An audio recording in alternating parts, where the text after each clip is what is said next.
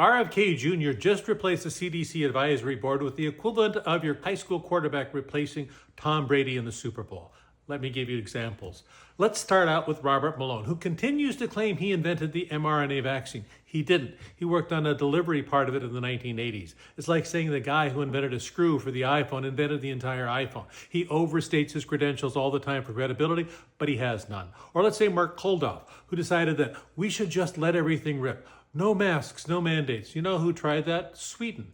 And what was Sweden's results? Sweden found that they had 10 times the death of Finland, and they overwhelmed their healthcare system. And you know what they had to do? They had to retrace it. Public health said it was a mistake. Brazil tried that under Bolsonaro. 700,000 deaths, overwhelmed their hospital system. All they got out of it was body bags and more variants of the COVID virus. This is a problem. These are not real serious scientists. They're ideologues with diplomas, and that's not what you need in this case.